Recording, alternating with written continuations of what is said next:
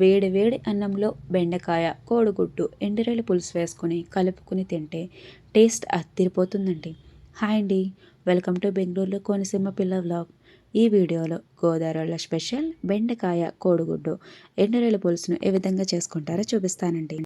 ముందుగా స్టవ్ మీద గిన్నె పెట్టుకొని అందులో ఆయిల్ వేసుకొని ఆయిల్ హీట్ అయిన తర్వాత కొంచెం పసుపు వేసి బాయిల్ చేసుకొని ఎగ్స్ని అయితే ఫ్రై చేశానండి. ఎగ్స్ ఫ్రై అయిన తర్వాత వాటిని పక్కకు తీసుకొని శుభ్రంగా క్లీన్ చేసి కడిగిన ఎండు రొయ్యలను కూడా ఈ ఆయిల్లోనే ఫ్రై చేశానండి.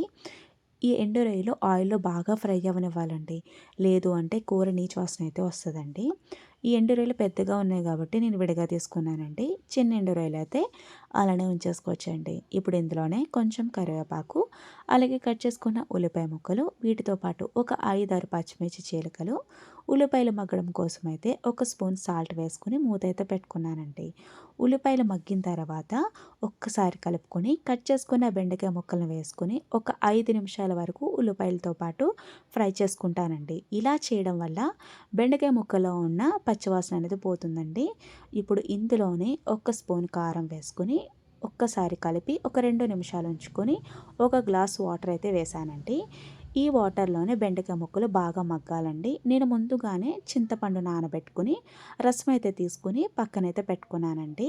ఇప్పుడు దీన్ని ఒక్కసారి కలుపుకొని ఈ చింతపండు రసాన్ని వేసుకొని ముందుగానే ఫ్రై చేసుకున్న ఎగ్స్ని అలాగే ఎండు రొయ్యల్ని ఇందులో వేసి ఒక్కసారి కలుపుకొని మూత పెట్టుకుని ఉడికించుకోవాలండి. గోదావరి జిల్లాల్లో ఈ కూరని చాలా ఎక్కువగా ఇష్టంగా చేసుకుంటూ ఉంటారండి. ఈ కూర చాలామందికి ఫేవరెట్ కూడానండి. ఎవరైతే ఎండు రొయ్యల్ని ఇష్టంగా తింటారో వాళ్ళకి ఈ కూర అయితే చాలా చాలా నచ్చుతూ ఉంటుందండి.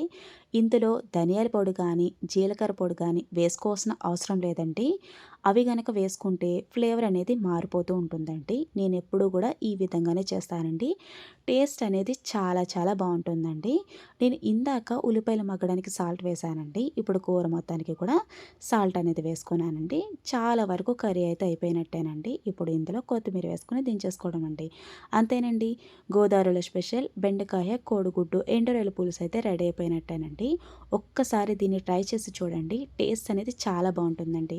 వీడియో నచ్చినట్లయితే లైక్ చేసి సబ్స్క్రైబ్ చేసుకోండి.